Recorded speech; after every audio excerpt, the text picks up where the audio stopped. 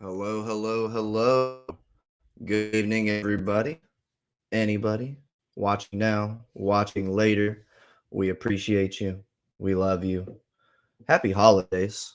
Merry almost Christmas. Couple days away here. Making sure my sound levels are okay. As everybody can see, I am flying solo currently. Not sure if we'll get an appearance from Tyler tonight. He is currently dealing with a sick little one, so certainly hope that little Miss gets to feeling better. Prayers up. I know she's not feeling 100% tonight, and hopefully Tyler's able to join us after the holidays. But nonetheless, we must move forward. We must press on. We must do a show. So that's what we're going to do. Very quickly, just a brief breakdown of what tonight is going to look like. First of all, my apologies for the boxes in the back here. Obviously, with the tree in the back, this is our little Christmas workshop for the year. So my apologies for the mess. Not much you can do about it. It's that time of year. But brief agenda for the show this evening. We're going to very quickly go through our Week 15 recap, talk a little bit about Boys versus Giants. I'm really not planning to spend too much time on that because, honestly, who cares about that game? We all knew what was going to happen. So we're going to move past that pretty quickly. The bulk of what tonight will be, I actually have listed out some discussion points that I think are pretty interesting. Hopefully, y'all will as well. And would love to get some interaction in the chats tonight. As I am flying solo, this thing always works better when I've got somebody to talk to. So it can be whomever may be able to join me live tonight. I would greatly appreciate the conversation, even for all of you naysayers, Dak haters, cough, cough, Juan, Brevin, come out of the woodworks, talk to your boy. I need the company. Cool. So just a quick rundown of what we saw in Week 15 against the Giants. Again, basically what we all thought we were going to see, an overall beatdown front to back. The game was never close. The game was never in question. Of course, offense, everybody wants to talk about the state of this offense right now. Everybody wants to freak out about it. And then in some ways, definitely reason to do so. This certainly isn't the offense that we saw the first 6 or 7 weeks. Before the bye week after that Patriots game. It's been much different and certainly not different in a good way. But we did see some incremental improvement. The running game looked much better. Tony Pollard looked healthy after missing one game. Zeke looked healthier, even though it didn't necessarily show on the overall stat sheet. He did get in the end zone. And he had a couple nice runs, saw him bounce it out to the outside a couple times, which is something that, we've been talking about on this show quite a bit over the course of the last few weeks, that we really wanted to see some more of those outside runs and not just kind of running it up the middle. So that was good to see from Zeke. Some encouraging signs there. Tony Pollard did what Tony Pollard has done all year. He was up over 6 yards per carry, doing his thing, making big holes bigger and getting through them. One note that I think really helped with that, probably the fact that we got Connor Williams back at left guard. Again, another thing that we've talked about over the last couple of weeks in the show is that, we really didn't have a strong opinion, Connor Williams versus Connor McGovern, when it came to who should start out at left guard. But it became pretty obvious over the course of the last couple of weeks that Connor McGovern is not that guy. And if Connor Williams gets you a couple holding penalties, you're just going to have to live with it, because everything's better with Connor Williams in the lineup, especially the run game. Just looked like things were getting blocked up much better. And I think that, things will get even better when you've got Tyron Smith there at the left tackle. There were a couple nice looking designs, good looking run plays that got stopped because we just couldn't hold the edge. either because Terrence Steele or Ty and Seki were missing a block, or, we had Schultz out there not blocking as per usual. So get a little bit better, blocking when Tyron comes back. And I think that run game is going to continue to look a lot better.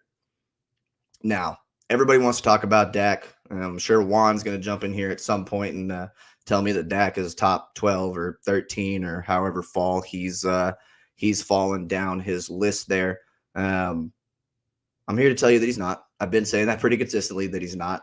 Y'all could say I'm a Dak lover. That's okay. I have been since day one. I don't mind it. I own that. I wear it.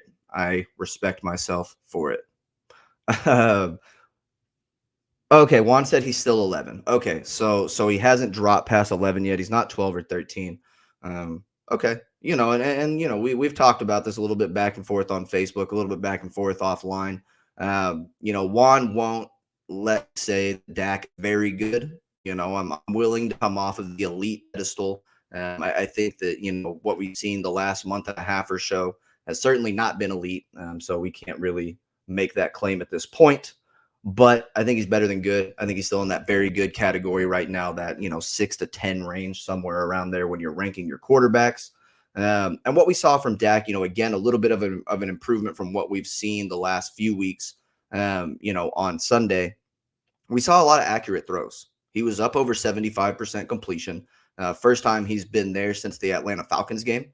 So that's been, 3-4 games since he's been in that 75% completion ratio. So that was good to see from Dak. And that was with, a handful of drops from CD as well, still being able to complete 75% of his passes.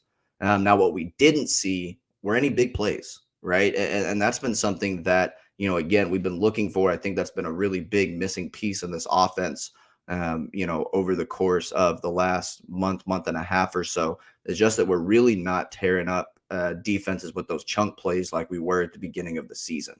I'll get into that a little bit more later. There's some stuff that I've kind of been listening to, been watching, been researching that I kind of want to take a look at, a little bit more in depth with Dak and the big play situation. My last offensive note, CD, catch the damn ball. You got two hands, use them. I don't know what was going on with the visor. He kept saying he couldn't see the ball. I'm not really sure what was happening there. But there were two short passes, and then one of those that would have been one of those big chunk plays that, CD gets one hand on the ball 2 times, and then the other time just flat out drops it, right? Goes up, hits him in both hands, drops the ball. So, that's my call out for this week for the offense. CD, catch the ball, man. Help your quarterback out. Especially when you're going through some of these struggles. We got to have those chunk plays. We got to have that to make the team feel good. Help your boy out. Dak needs it right now. On the defensive side of the ball, though, again, with the domination, 3 weeks in a row, this team has come away with 4 takeaways on defense. Have they been playing the best offenses in the world? No, but I don't care, because the Saints offense that you just took the ball away from 4 times and put 27 points on just beat the Buccaneers 9-0. So quit style pointing wins. Be happy that your defense is out there balling. You had 3 picks, one from Jay Lou on the first drive of the game. Trayvon Diggs got his 10th interception of the season on a pretty ball. Thanks to Mike Glennon. Appreciate you, buddy, in the end zone. And then Malik Hooker gets a pick on a cover 2 look where Mike Glennon just makes the worst humanly possible read that a quarterback can make. Y'all want to know why Dak isn't just throwing the ball down the field right now? It's because they're playing 2 high safety. And when you throw the ball down the middle of the field against a 2 high safety look, it gets intercepted. Ask Mike Glennon. He knows all about it. Malik Hooker thanks you. And then we had the forced fumble on the little peanut punch from D-Law, which was a precision peanut punch. Pretty solid work there from DeMarcus Lawrence, showing why everybody calls him Tank, blowing it up in the run game, setting the edge really well. It's been cool to see him move around inside and outside a little bit, and just make an impact basically in every game that he's been back. There's been a noticeable difference on what's been going on that defensive line. So really good stuff there from our guy D-Law. Defense out there balling. Hopefully everybody saw Micah Parsons line up at cornerback, switch off on the little crack block for the little rub route there, and get out on the wheel route and make the play. I mean, that dude is just, I don't know how many times I can say that I was wrong about Micah Parsons for it to be acceptable and for him to accept my apology. Um, but I apologize again because I was wrong, bro. My bad. Mike is a stud. Daniel says, "Yeah, this is our weekly game that we play. Where's LVE at? You know, it's kind of like the modern day version of where's Waldo? Where's Van Der Esch, man? You know, I don't know, Daniel. I ask myself that every game. I will say the last couple games, it seems like he's been in the mix a little bit more. Um, he's been able to be around the ball. I think a big piece of that has been having guys like D-Law, Randy, Neville Gallimore back in the lineup because the front of that defense is just clogging up everything. You know, it's a lot easier as a linebacker to make your reads and break on the ball appropriately when you have, a really good defensive line in front of you kind of holding things up. So I do think Leighton's probably been a beneficiary of really good defensive line play the last couple weeks. But yeah, where's Waldo? Where's Leighton? Nobody knows. I'll bet you in about 2 months he won't be in Dallas, though. Just a thought.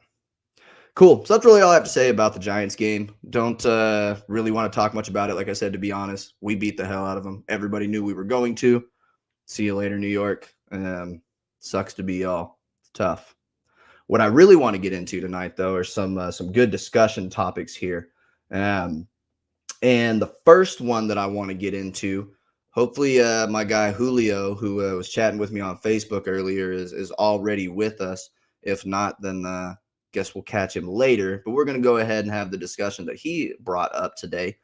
We had our full Pro Bowl rosters lined up today. So we got full Pro Bowl rosters. What's sweet to say? Sweet.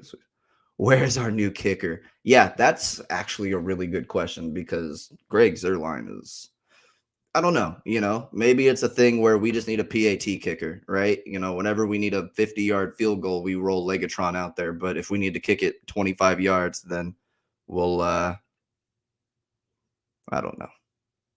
Juan said he'll be Julio. Okay, Juan, you can be Julio. Talk to me. We got to talk about the Pro Bowl.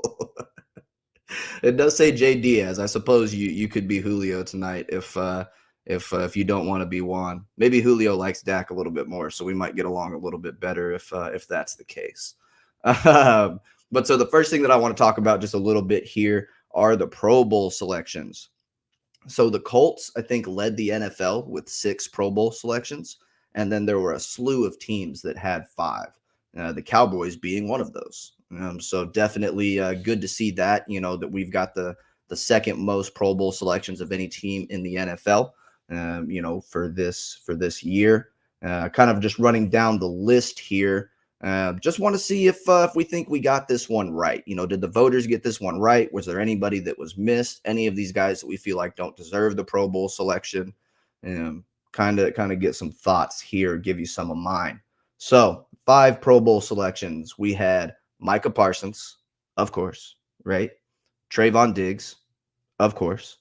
Tyron Smith, Zach Martin on the offensive side. So you got 2 offense, 2 defense.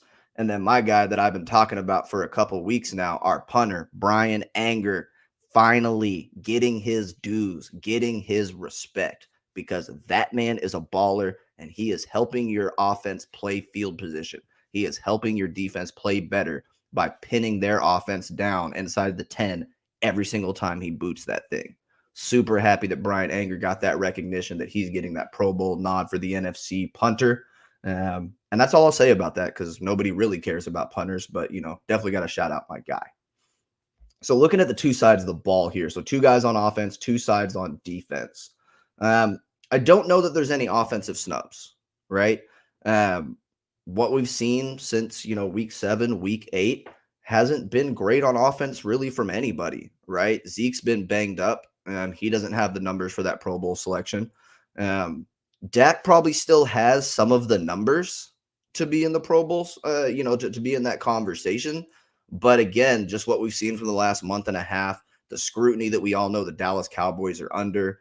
I'm not surprised at all that Kyler Murray gets the nod, even though he missed multiple weeks and Dak only missed the one.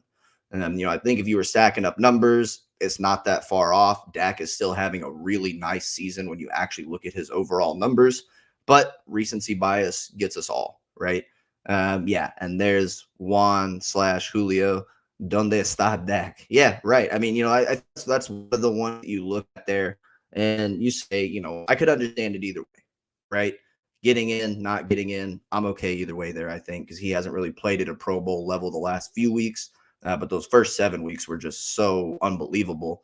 Wouldn't have surprised me at all to see him carried into a Pro Bowl based off of the way they started the season. Really, the only other guys that I'm potentially looking at on offense, I think you can make a case for CD Lamb. He's been really good. He's been the Cowboys' best receiver, not only just in, the gross metrics, but, even in separation. He's getting 4.5 yards almost of separation on every route that he runs. So CD's having a nice year. Obviously, we've had the dropsies a little bit, like I talked about just a few minutes ago. But I think CD, looking at some of the receivers that got in, Justin Jefferson, getting in, I definitely could see a case to be made for CD to get in ahead of one or two of those guys. Maybe Tony Pollard, right? If you look at Tony Pollard on a per play basis, he's one of the most effective running backs in the NFL, and you can't argue that. The Cowboys don't give him that many touches, right? I don't think he's had the volume to be in consideration, and he doesn't have the touchdowns either, right? 2 rushing touchdowns, no receiving touchdowns, and then the 1 kick return touchdown. So his numbers look really good, but the volume isn't great, and he's not getting in the end zone. So, again, not surprising to not see Pollard in there. On the defensive side of the ball, I think really the only guy that I have, Daniel, I expect that from Juan, but not from you, sir. Dak is chilling on fantasy football benches. That's hurtful, man. That's hurtful. I thought if anybody in here, I could count on you to respect my quarterback, but clearly you've all deserted me. That's tough. Now Juan is really, he's like, okay, I said top 11, right? Maybe he's top 13. We'll see how big the league size is. Wild. Y'all killing my guy. We haven't even got to the Dak conversation yet. Y'all breaking my heart. On the defensive side of the ball, though, y'all getting me off track again. I think the only guy that I really would look at, that you maybe could make a case for, that Pro Bowl nod, or a guy that I at least would have liked to see get a Pro Bowl nod, would have been Randy Gregory. And I know he missed, about a month of the season, right? So it's understandable that he didn't get that Pro Bowl nod. But even still, he's been a crazy effective pass rusher. He's been a monster every game that he's been in, absolutely tearing up defenses. Double-digit pressures a couple times this season, multiple sack games, strip sack, the pick that he had a couple weeks ago. When he's been on the field, Randy Gregory has been one of the elite pass rushers in the league. He has been. So that's a guy that I think, it would have been nice to see him get that nod. But again, you miss a month of the season. It's hard to complain about not getting that Pro Bowl vote. And there's probably a lot of people out there that still hold the fact that, he smokes weed against him. So to each their own. But I would have liked to see Randy in. Other than that, though, I'm pretty happy with the selections.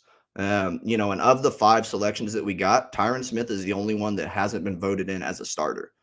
So you got Micah voted in as a starter, Diggs voted in as a starter, Zach Martin as a starter, and then Brian Anger, your punter. Yeah, Juan, I agree completely, right? Gregory is a beast. Gonna age well, plays with power. A-Weed, you killing me, man. Just had to throw that in at the end there. But, I mean, he is. Gregory's a monster, and he's going to get paid this year, and I really hope that the Cowboys are the ones that pay him after this season. Maybe the fact that he doesn't get a Pro Bowl selection makes his price tag a little bit cheaper. I don't know. We'll see. That is for something to talk about after we win the Super Bowl. I said it. It's happening. Speak it into existence.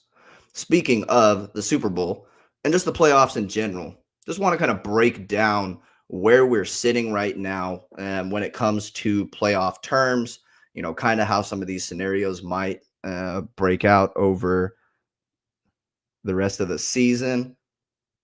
Yeah, Daniel, just like D Ware, right? Randy Gregory wears 94 for a reason. That's true. That's my guy. You got no complaints from me if we keep Gregory around for another 3 or 4 years. I'm here for it. But the playoff picture got a little bit more interesting this week after the Cardinals and the Tampa Bay Buccaneers did us all some really big favors. You had the Cardinals somehow, even without DeAndre Hopkins, right, lose to and get blown out, not just lose, but get blown out by the Detroit Lions 27-6 or whatever it was on Sunday afternoon. And then Tampa Bay goes into New Orleans, loses half of their offense, right? Chris Godwin goes down with the ACL tear out for the season. Leonard Fournette looks like he's at least going to miss the entirety of the regular season. We'll see if he's back for playoffs. Mike Evans leave the game. Looked like he'll be back this week, but he didn't finish the game. And obviously they didn't have Antonio Brown because he lied about being vaccinated. So they took a 9-0 L to the Saints last week for us.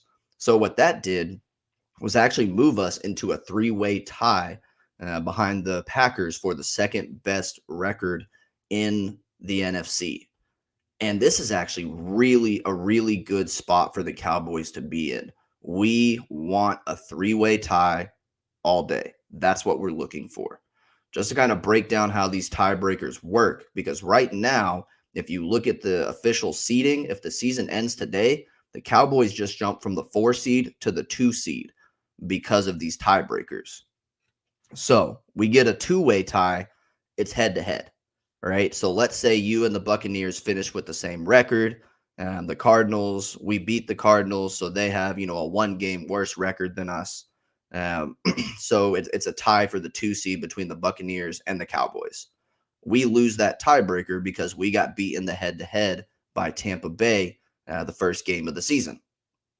But if we get a three-way tie, so let's say the Packers lose another game, we win out, the Bucs win out, right? And whatever the scenario you might draw up, the Rams win out, we beat the Cardinals. Now the Rams are the division leader. We're tied with the Rams and the Buccaneers for the second best record in the conference.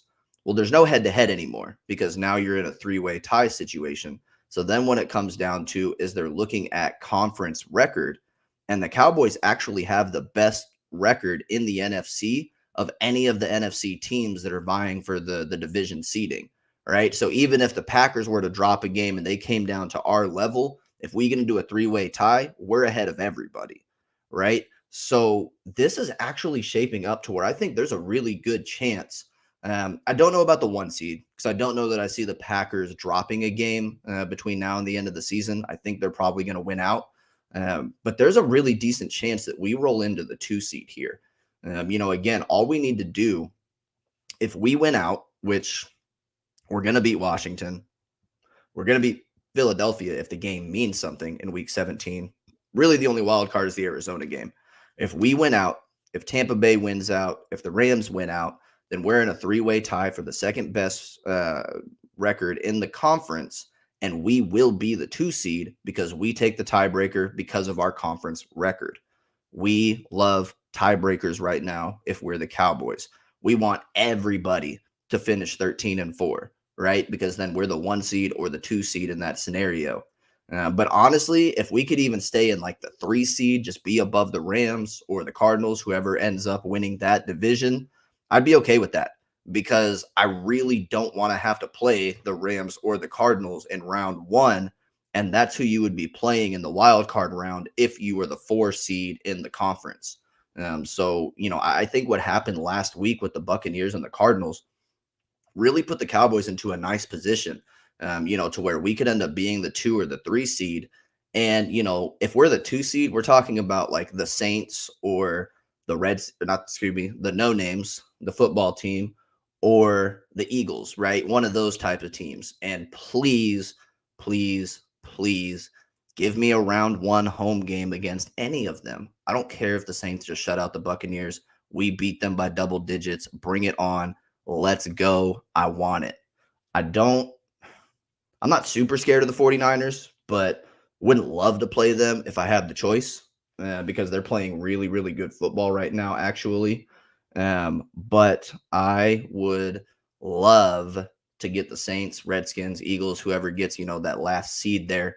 And I would love to avoid the Cardinals or the Rams in the first round because all likelihood, if you're going to make it to the NFC Championship or, to the Super Bowl, you're probably going to have to beat some combination of Green Bay, Tampa Bay, uh, the Rams, the Cardinals, right? You're probably going to have to beat at least two of those teams. If you start out round one against the Rams or the Cardinals, you got to beat three of those teams to get to the Super Bowl. And that is not an easy path. So the easier the path, I'm here for it. Let's do it the Tom Brady way and just get all the easy matchups and walk into a Super Bowl. We need it. Last note on that, and just kind of a question here. You're just a thought. Yeah, Daniel says easy first round win. Yeah, if we could draw one of those matchups, man, please give me that home game. What do you say? Beware of the Bay. Tampa Bay. Yeah, right. Tampa Bay, Green Bay.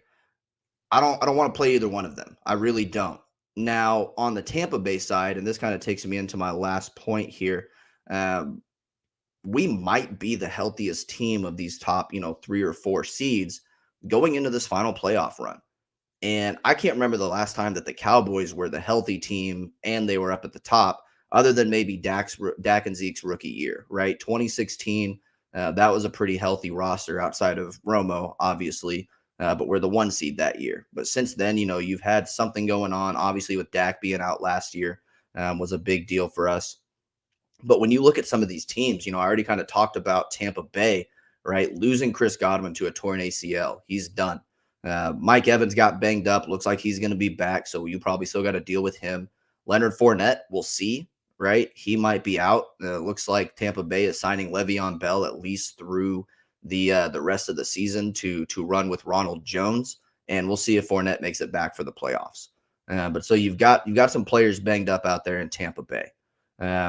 Arizona, we know we lost D-Hop. Looks like he's out at least again for the regular season, but what everybody is saying, I don't know that he's going to be back. We're probably not going to see D-Hop in the playoffs.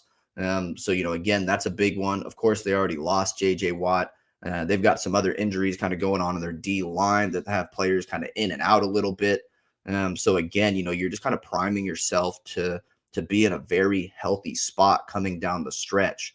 The Rams have lost players. Robert Woods done for the season. Darrell Henderson, their running backs, kind of been in and out. Now splitting time with Sony Michel. What do they do in that backfield? I think there's a lot of uncertainty circling around those top 4 or 5 seeds right now, where if you're the Cowboys and you can get this offense right in the next 2 or 3 weeks and roll into the playoffs healthy, you might be in a really, really good spot to make a run, which I would absolutely love. Let's see here. What did Juan say? Yeah, 49ers are nasty when they run. Then Debo and Kittle turn up. And the Rams have been playing really good football. Now, does Jimmy Garoppolo scare me? Not even a little bit. He doesn't. Jimmy Garoppolo doesn't scare me at all. He proved in the Super Bowl that he's not going to throw his team into a win. He's proved it before. I'm not worried about him. But if they can keep that run game up, if they can get Debo going in space, they get Kittle the ball. I mean, there's not much you could do about that. You just got to deal with whatever he's going to do. That's a dangerous team. And that's a team that I think could probably beat just about any team in the league on any given Sunday, right? And, Daniel following up that thought with the Niners have a sneaky defense. Yeah, the defense is not bad. Not bad at all. So I don't know. I'd still, again, I would rather play them than the Rams or the Cardinals. Don't get me wrong on that. I still want to avoid that matchup if I can. But yeah, please give me the 2 seed so I can go beat up on the Saints or the no names. That would be ideal. So yeah, that's kind of where we stand when it comes to the playoff picture right now. Moving on into the next topic, and this is one that everybody's already been blowing up the chat about here this evening. Just talking about, and really everybody wants to blame it on Dak. I know. It's okay. It's the popular thing to do. But really just talking about, how do we get this offense back in sync, right? How do we get them back to this elite level? Yeah, Megan says Garoppolo, no. Bosa, yes. Yeah, that's a pretty good assessment. Nick Bosa's a monster. Jimmy Garoppolo doesn't really do much to terrify you, though. But, just a couple things on the offensive side of the ball. just some things that we've seen. I kind of did a little bit of research, and I've been listening to a lot of different stuff on the Fan, a lot of different film studies on YouTube from a bunch of different people, just really kind of trying to figure out what's going on with this offense, because it's so strange that the offense that was so elite, so explosive, just all of a sudden it's like somebody just like turned off the water faucet and we can't get anything done now. Just one of the more weird things that I have seen watching football. Right, it's just not what you expect. Offense is way more predictable than defense. If you have a good offense, you have a good offense. But one thing that I think that I'm really seeing a lot, and that I've heard people start to talk about a lot here recently, is how teams are playing us, in the passing game. And we've talked about it a little bit on the show here with myself and Tyler. But just the idea that basically after the Patriots game, we go into the bye week, we come out of the bye week, and nobody's blitzing Dak anymore, right? Dak has the best passer rating against the blitz. He's got 2 interceptions and double-digit touchdowns. 10 or 12 of his 25 touchdowns are against the blitz, only the 2 interceptions. And he's killing people, right? The big plays are coming all over the place. So just a little bit of an analytical breakdown. Dak, when he plays against the blitz, is throwing downfield, so basically 20 plus yards in the air, right? 20 plus yards in the air, roughly 20% of the time. So 20% of his passes against the blitz are going 20 yards or more down the field. Hence all of our big plays, right? When you look at it, when these teams, which is what we're seeing a lot now, playing the 4-man rush, dropping 7 into coverage, Dak's only going downfield, so that 20 plus yard pass about 5-6% of the time right now. So that's a pretty dramatic drop off to go from 1 out of every 5 passes I throw, I'm launching it, to 1 out of every 20 passes I throw, I'm going to push it downfield. That's a really, really big gap. That's a really big drop off. So for me, that's kind of where I'm seeing what the offense needs to fix. And of course, that has something to do with Dak Prescott, because he's the quarterback. He's the guy throwing the ball. He's the guy that's got to see the window and push it. But I would also contend that this is something that Dak Prescott, Mike McCarthy, Kellen Moore, the offensive line, the receivers, everybody's got to figure this out, right? Because defenses are playing you that way. I talked about it at the beginning of the show. We saw what happens when you throw the ball downfield to the middle of the field against a too high safety look. Mike Glennon did it last week. Malik Hooker gets an interception. That's what happens. That's what we do. And so you can't throw that ball, but you got to find a way to push it, right? You got to find a way to make a play, whether it's down the sideline, find a seam, over routes across the middle of the field. Like we saw a couple of those with CD and Gallup that didn't hit last week. The CD one, that's the one that hit him in the hands. He drops it. Michael Gallup, that pass missed by a mile. And if you listen to Mike McCarthy in the presser, he said that the wind was really bad and it took that ball. I wasn't there. I don't know how valid that is. But that ball missed by a mile and a half. But those are really the only 2 big play opportunities that you saw in that game, and we missed them both. So here we got a couple chats here. Let me run through these. Yeah, Juan said they're not chasing Buffalo. Yeah, they just went. Their teams aren't blitzing, right? They're not coming after your quarterback because they look at the stats. They see that Dak is arguably the best quarterback in the NFL against the blitz. Why would you do that? Why would you intentionally do something that's going to make him better, right? That he's going to cut you up on, that he's proven that he's going to do that. They're not going to do it because, and really what it comes down to, right, is that we can't run the ball out of the looks that they're giving us. These too high safety looks, these 4-man rushes, that's where you're supposed to be handing the ball off and getting 4, 5, 6, 7 yards a carry. And we just haven't been doing that very consistently over the course of the last month and a half.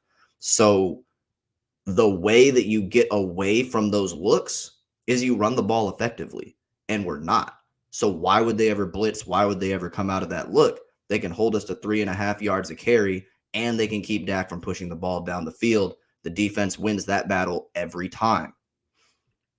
Daniel said all roads lead to the quarterback. got to be something with Dak or the run game and Dak's confidence. Yeah, and I do. I think that there's elements of all of that in there. I do think that, we saw a team that had a certain swagger, the first half of the season. And the last 5, 6 weeks, they kind of have been punched in the mouth by some of these defensive schemes and they haven't figured it out yet. Right. So I think there's some of that confidence in there. Dak has missed some throws, right? I think that he needs to be better at diagnosing where the gaps are in that coverage are when teams drop 7. And then the run game, I'm gonna hit on that here in just a second a little bit more because I've got a couple thoughts when it comes to the run game. Um, Megan says Dak's too scared to run, so why blitz? And see, and I have questions about that too. I don't know. I don't know where the blame lies there, right? Because if you listen to interviews with Jerry Jones, it kind of sounds like they're telling Dak, like, hey, don't run unless it's a situation that matters. They don't want him risking his health. Maybe we'll see it in the playoffs more. I hope that we do because he's got to attack with his legs. That's true. That's an element of his game that's just been missing this year.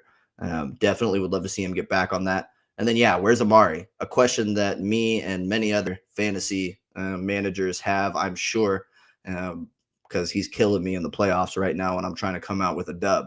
Yeah, the whole offense, the whole passing game, has really got to show up. There's too many drop balls from guys like CD.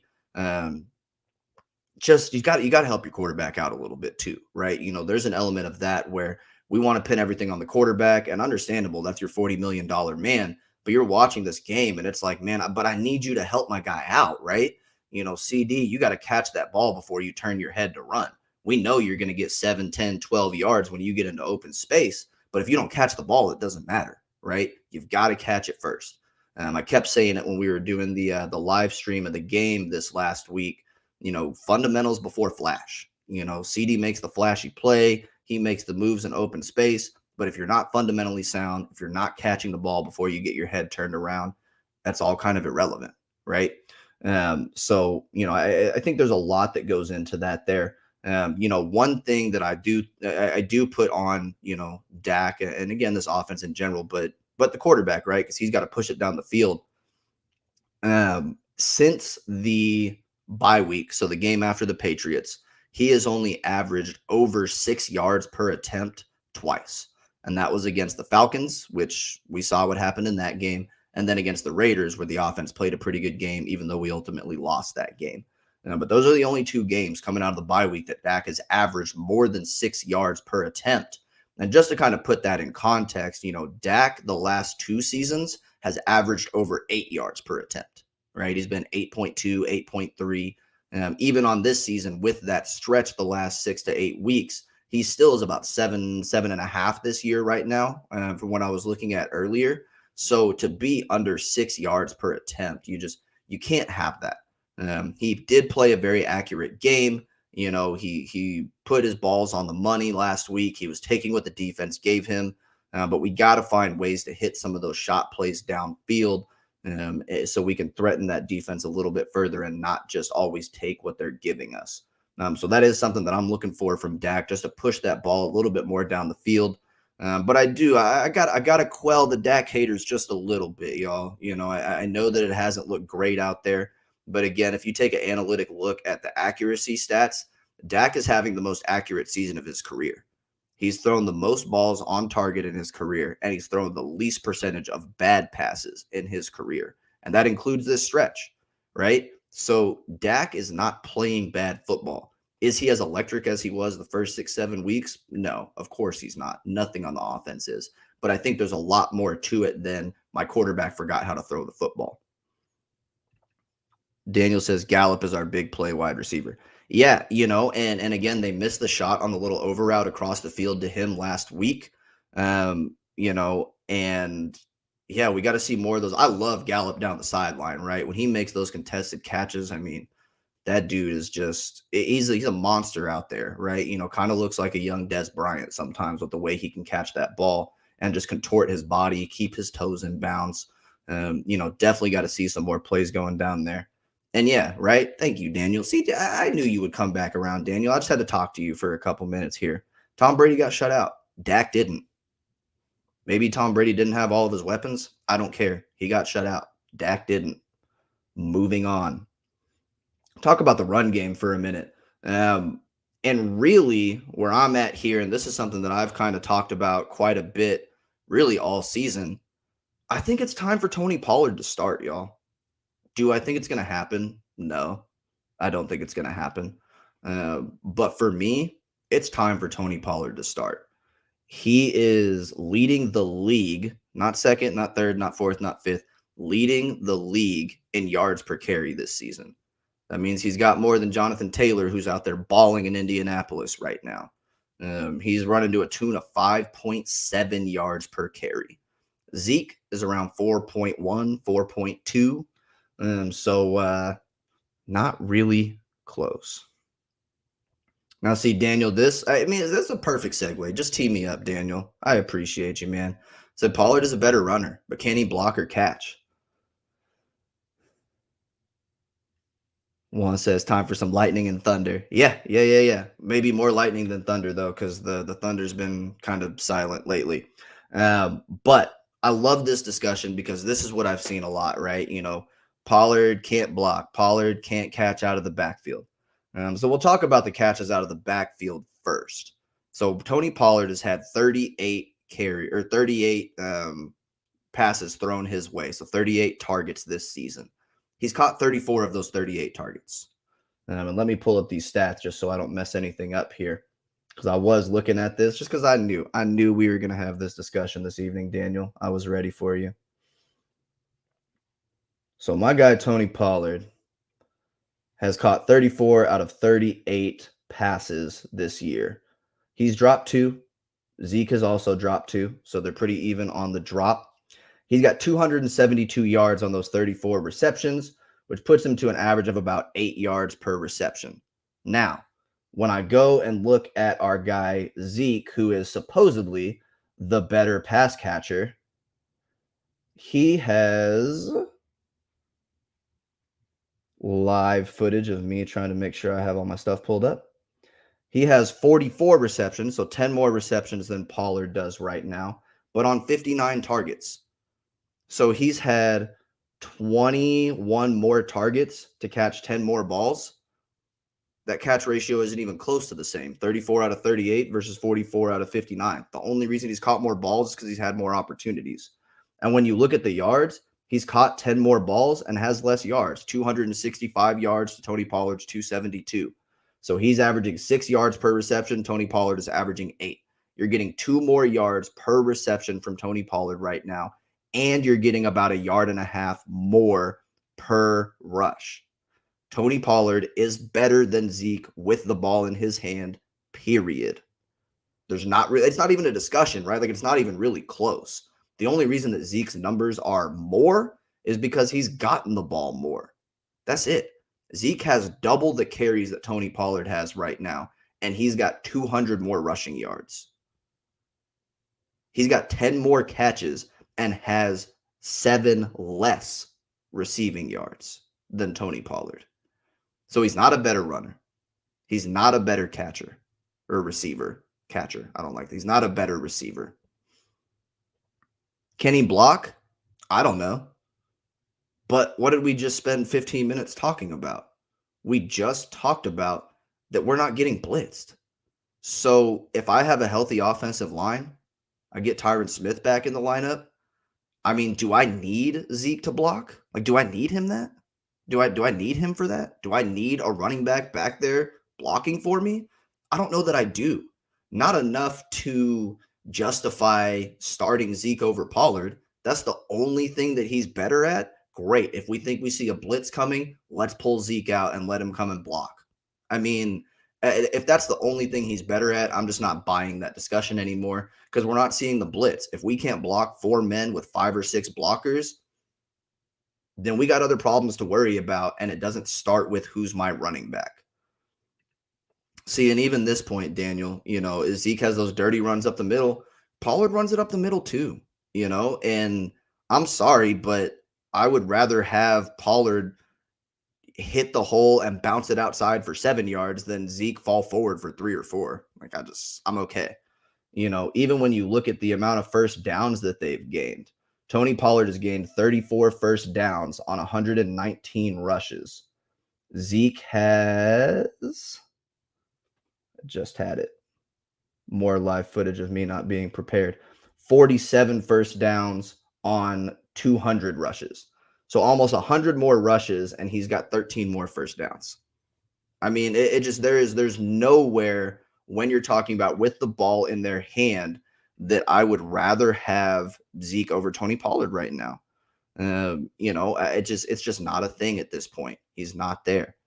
Juan said Zeke is starting to fall over before he gets hit. Yeah, right. I mean, and again, I'm not going to spray in a little deep dive, I would love to with y'all. But even looking at the yards after contact, the yards before contact, Tony Pollard is better in every facet. Doesn't matter what number you're looking at. Pollard's a better runner. He's a better receiver. Oh, and he's going to break it, right? Zeke hasn't had a 50-plus yard run since his rookie season. Pollard has a 58-yard touchdown and a 98-yard kick return touchdown this year. So there's just nowhere that I would rather have Zeke right now over Pollard, and that's unfortunate for Zeke. And I know everybody thinks I'm a Zeke hater because he got paid. Maybe that's true. Maybe there's a little bit of bias, but that's why we have numbers. Numbers don't lie. And then my last thought just on the offense here. I just wonder, and again, this is just for everybody to ponder here when it comes to the offense. At the beginning of the season, we were talking about how this was going to be a top 5, top 3, top 1 offense. And if the defense could be, 15 to 20, then we had a chance to make a run, right? That was kind of the general theme, even on this show is what we talked about. If I could just get a top 15, just a top 20 defense, and the way this offense is going to be, we're going to be fine. We're going to be primed for a deep run, right? If we can get an opportunistic defense. But now that the script is flipped, right? And I've got a top 3, top 5 defense in a lot of metrics. And my offense has been kind of middling over the last, month and a half. Everybody's freaking out about this team. And I just wonder, y'all be honest with yourselves when you answer this, whether you answer this publicly or answer it to yourselves. Y'all do yourselves a favor and be honest. Would we be freaking out like this right now if this team was 10-4 and we had a top 3 offense and the defense was just okay? Because if we wouldn't be freaking out that way, why are we freaking out? I know we had the expectations of the offense. I know it hasn't looked great, but why aren't we just happy that the defense is balling and carrying this team and waiting for the offense to get right? So I'll leave that final thought with you when it comes to the offense and move on to a quick little defensive discussion before we get on out of here for the evening. So really my thought here is, the defense really that good? That's what I was just talking about, right? Are they that good? Daniel said, no, we wouldn't be freaking out. We saw the potential. And I think that's exactly what it is, right? We all talked about at the beginning of the season. We hyped up this offense. We saw what it could be. And then we saw it, in actuality happen, right? Over the course of the first 5, 6, 7 weeks of the season. I guess maybe I'm just not as concerned as everybody else is. And I'm really trying not to style point these wins. Because again, we just saw what happened with Arizona and Tampa Bay. And I think if you look at the first 4, 5, 6 games of the Chiefs season, when they were 3-4 or whatever they were before they went on this ridiculous run, it was the same thing. Team said, we're not going to blitz Patrick Mahomes. We're going to give him this too high safety look. And the dude was throwing interceptions. They couldn't run the ball to get him out of those looks, but they weren't winning games. We are having those issues and we're winning games. But look at the Chiefs offense now, right? It took them 4, 5, 6 weeks to get over that hump, but they're there. And now they're back to looking like one of the best, if not the best offenses in the league. And I firmly believe that the Dallas Cowboys can get there still. I think we've got time for that. Yeah, Megan, absolutely. Defense is winning these games for us. And that's why I want to talk about how good they can be. Juan says, yes, we can be like the Seahawks during the Legion of Doom days. I think it's Legion of Boom. It's LOB. Legion of Doom is a superhero thing, Juan. But I get what you're saying. Maybe we could be the Legion of Doom. They were the Legion of Boom. We'll be the Legion of Doom. I don't know. I'll roll it up to Dan Quinn and see what he thinks about it. But yeah, that's kind of my question, right? Is the defense good enough to carry this team if the offense doesn't get back on track? Right? Is this something that could look like, to Juan's point, the Seahawks in their glory days? Could it look like, what was that, the 2008 New York Giants, right? When they had that nasty defensive front, that defensive line that was just absolutely running through everybody. Um, I think we could, right? I do. I think that you are seeing the impact that Dan Quinn has had year over year. This team is allowing somewhere around 9 less points per game than what we allowed last year. That's huge. Talking about like a touchdown and a field goal, basically every game less than what we were giving up last year. That's a ridiculous number year over year.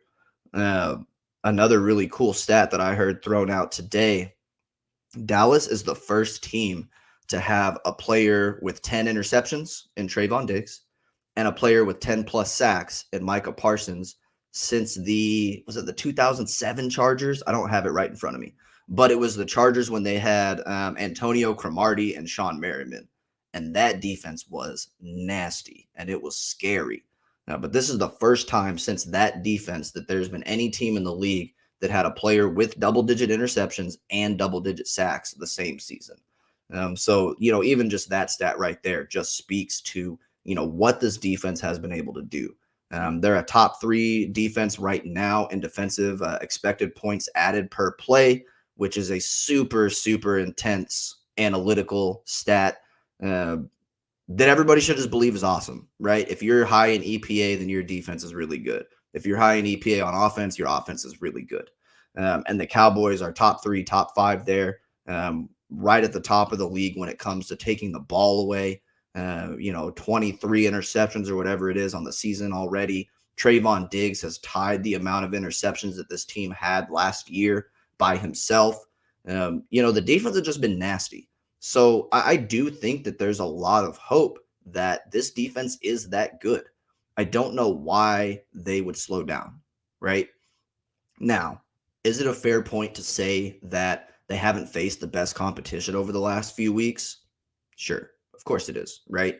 Taylor Heineke, Mike Glennon, Taysom Hill, not great quarterbacks by any means. But this defense has been opportunistic all year long. They've played well in a lot of spots.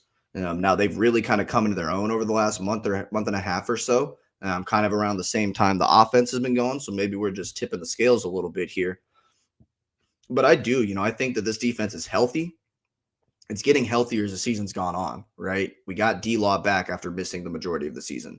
We got Neville Gallimore back after missing the whole season up to the last couple games. Tristan Hill is back and, healthy after this week. He should be.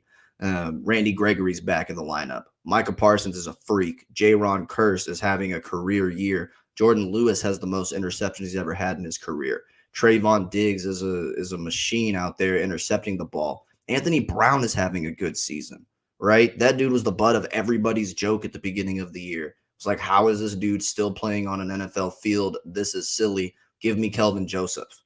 I love that we haven't had to see our second round pick play any meaningful minutes because it means that our secondary's been that good, right? Kazee and Hooker both with interceptions out of the backfield and the safety. Hooker looking better and better every week, just looking more and more healthy coming back from that injury. I think he could be a big piece, coming down this home stretch for us.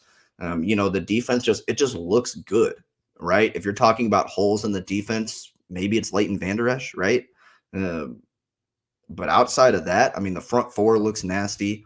Micah's nasty wherever he lines up. Put him inside, outside, linebacker, cornerback, literally wherever. The dude just makes plays, right? The secondary's out there balling. We're taking the ball away. We're punching the ball out. We're getting strip sacks. I think this defense could give any offense problems because even offenses with the best offensive lines usually have 1 or 2 guys that aren't very good. There's not very many offenses in the league, if any, that just have 5 studs across the line, right? There's no offensive lines out there that are the 2016 Dallas Cowboys offensive line. It's just not a thing right now in today's NFL. So I think that this defensive line can get pressure on just about anybody, right? Really what it comes down to is, can we get the pressure on guys like Tom Brady and Aaron Rodgers before they can get the ball to their playmakers? And can we cover well enough in the backfield against their weapons? I think that's really what that kind of comes down to there. Um, I do think this defense is really good. And man, I am telling y'all, y'all need to hope that I am correct about this offense. Because if I am right about this offense and this defense continues on the pace that they've been on the last month and a half, we are going to the Super Bowl, y'all. Because if this offense gets right, it's the best team in the NFL. And I have no fear saying that, no reservations whatsoever. Give me this Dallas offense being a top 3, top 5 offense. Give me this defense the way that they've played all year long. And it's the best team in the league. It's the healthiest team at the top, and it's the best team in the league.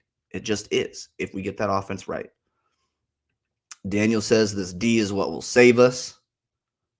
Yeah, how about them Cowboys? Right, that was a very nice impassioned speech, I feel like. I felt like I did a really good job kind of closing out that discussion point. Really brought it home nicely. I'm proud of me for that one. Y'all know how I love to edify myself, so let me do it a little bit more here. But yeah, I really do, y'all. I think that the Cowboys are in a great place. I know that the offense hasn't looked the way that we all want it to look, but I'm telling y'all, Tyron's coming back. Thank God they put Connor Williams back in the lineup. Zeke and Pollard both look more healthy. It looks like we're going to get to where we need to on offense. I think that we are going to see, again, a little bit more of improvement at Washington.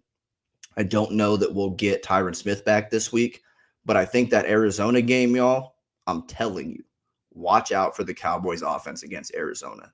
2 weeks, we are going to be having a very different discussion.